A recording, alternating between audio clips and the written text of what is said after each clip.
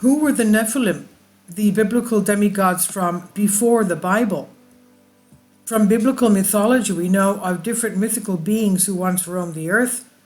The first book of the Bible, the book of Genesis, talks about different creatures and how they came to be. And among the different types of creatures that the Bible mentions, the Nephilim are a notable line of mythical beings.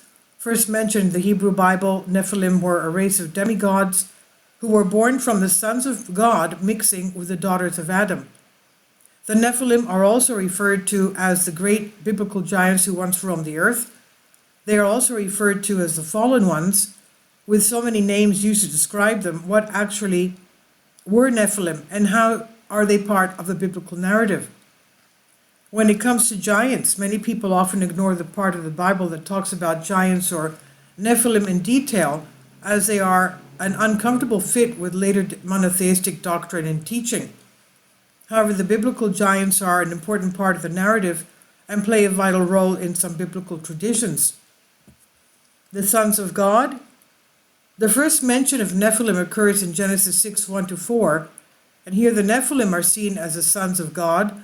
They are spirit beings who intermarried with human women. These sons of God were totally different from the human race and are clearly stated as non-humans in the Bible. While Nephilim is often seen as giants, it's not mentioned if they were actually giants, because the Bible introduces them as mighty men who were of old, the men of renown. The parallels with Greek heroes with divine lineage such as Hercules and Perseus, both themselves sons of Zeus, seem obvious.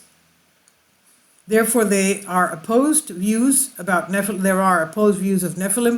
drawn from the Bible. Some people see them as a relic of earlier theological constructs, and some see them as a mythical race of giants. Some even see them as fallen angels who once inhabited the earth. It's said that the Nephilim inhabited earth in the remote past during the pre-flood times. However, this hints at their existence and nature are far vaster than is captured in that one particular line. Thus, the race of Nephilim has always been under a cloud of mystery, half hidden to the eye. Searching for tangible explanations for these shadowy people, some researchers even believe that Nephilim could have been a race of aliens who landed on Earth and inhabited it sometime in the distant past. Ancient aliens who caused the flood. Following this theory, from their occurrence and existence in the antediluvian times, it seems like the Nephilim were sent to earth to bring about the great flood in the Bible. Nephilim could have brought about the flood on earth and thus played an important part in taking the biblical narrative forward. In different languages, including ancient Hebrew, Nephilim translates as giants, the race that humans saw as bigger than them, and that many have possessed stronger magical abilities. The ancient Hebrews certainly believed Nephilim to be giants, and there are many illustrations to prove this. According to some sources, it's also disputed if the Nephilim were actually sons of God or the offspring of sons of God. In any case, they were a non-human race who might have been supernatural beings like angels or demigods. Some ancient texts therefore refer to them as fallen angels. The word Nephilim is difficult to interpret. However, many believe that the word may have taken root from the Hebrew word nephal, which roughly translates into to fall. Ancient aliens could also have been observed to fall from the heavens. The verb nephal may have been modified into Nephilim, as this is another reason why we still believe that the Nephilim were a fallen species. Whether they fell from heaven or deviated from the way of God is a topic for a separate discussion. Many scholarly beliefs about the Nephilim often converge on possibility that Nephilim may have been physically different, greater in size than humans, but something more than that. For example, Goliath was a giant, but he was not Nephilim. The ambiguity of Nephilim is what raises the question of their origin and final fate. Nearly all researchers agree that these mystical, supernatural beings were an important part of early mythology, but failed to completely explain their origin and purpose on our earth.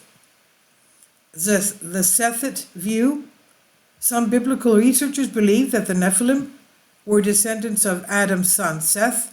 The Sethite view combines with the view that Nephilim were kings and rulers of the earth at that time, and only some descendants of Seth were Nephilim. The Sethites were seen as godly men, and when these godly men fell from God's way, they went on to mate with ungodly women. Their offspring were called the Nephilim. This view also aligns with the fallen man concept, where the men have turned away from the dominion of God. However, the Sethite view is distinct in that the fathers of the Nephilim were godly men instead of celestial beings or angels. The Book of Enoch and the fallen angels. The fallen angel view traces the origin of Nephilim back to angels who fell from heaven. Thus, the Nephilim are a mix of humans and angels and have supernatural powers. It could be possible that these creatures were easily distinguishable from ordinary humans because of their size and features. This view requires several leaps of interpretation, most prominently the equating angels with sons of God. The Book of Enoch, a much later text included in some biblical traditions, confirms this interpretation and calls these people the Watchers, noting that these angels were attracted to the daughters of Adam. A paragraph in the Book of Enoch mentions how after the sons of men had multiplied, men bore daughters. These daughters were beautiful and elegant, proving to be attractive for even the angels. In the Book of Enoch, these angelic powers are referred to as the sons of heaven or sons of God. The book then goes on to tell how the angels decided to take wives from among the most beautiful daughters of men and begat children from the union. However, their leader, Samyaza, said that mating with the daughters of men could be a sin, and he would have to pay for it on behalf of the entire race of angels. Later on, the Book of Enoch goes on to tell the story of how evil fallen angels kidnapped the human women and had children with them, and these half-human, half-angel children grow up to be known as Nephilim. However, the Book of Enoch is only included in the Bible in certain Jewish and Christian traditions in Ethiopia and Eritrea, and is outside the mainstream Jewish and Christian canon. While this ancient text offers an explanation, it's one that has been rejected by most of mainstream religion, who prefer to downplay the Nephilim. The angels who sinned.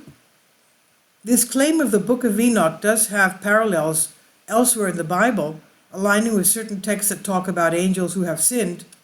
In the Book of Jude, the penultimate book of the New Testament and a canonical Christian text, there is mention those who did not keep their proper domain and left their own abode. The Bible here does not include any direct mention to the Nephilim or even the angels who mated with women, but it does draw parallels between the sins of the angels and the sins of men.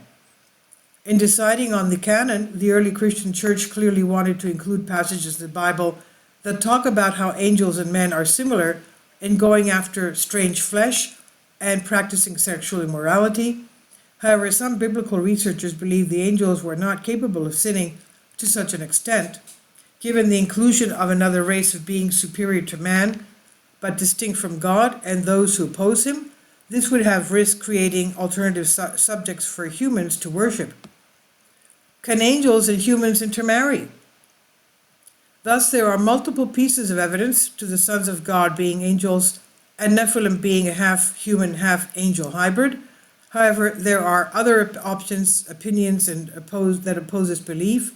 One of the opposing beliefs is of angels being spiritual creatures who lack a physical, human-like DNA that can combine with a human woman's DNA. There are many who believe that although the angels could take the form of a human, they were inherently spiritual creatures who may or may not have reproductive capacity. They might have mingled with men, but the chances of them having a physical DNA or a hybrid DNA with human women are slim. Of course, the greatest story of the New Testament offers just such an example. The Holy Spirit had the power to father a physical child, despite being a spiritual power. However, whether angels had the same power or not is not clearly stated in the Bible. The Bible is also clear that angels in heaven were not allowed to marry. Even as fallen angels, they would have to marry the women. However, the Bible in the Genesis section is clear that only human men and women would marry. And this again brings us back to the possibility that Nephilim was born when fallen angels took human women for their sexual desires outside of marriage. Although the belief is a popular view among some biblical scholars, there is a need for a greater search in this area. One of the strongest arguments against Nephilim being children of angels comes from Christ himself. Jesus Christ was resurrected after his death and went on to say that spirits do not have flesh or bones, which robs all the possibility of them materializing as physical beings. Since angels are spiritual beings, this is nearly impossible that they could have possessed a physical body that could reproduce with humans. Saying that angels bore children with humans to create the Nephilim race could completely refute what Jesus Christ said. Other sons of God? To further confuse the situation, in the Bible, various creatures are called the sons of God, depending on their virtues and behavior. Thus, simply calling the angels sons of God and determining them as the fathers of Nephilim may be an oversimplification or misinterpretation.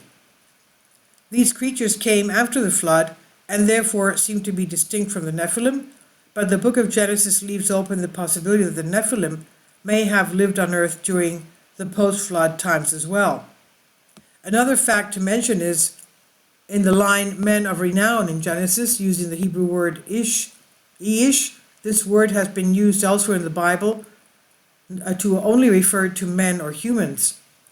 Thus, one can argue that the Bible would not deviate from this and use the word ish uniquely where they're here for angels or the angel born. The only time that ish is used for anyone other than a human was when angels took their human form.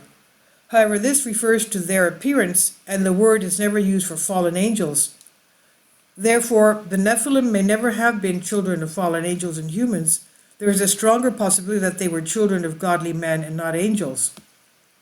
Did fallen angels possess men?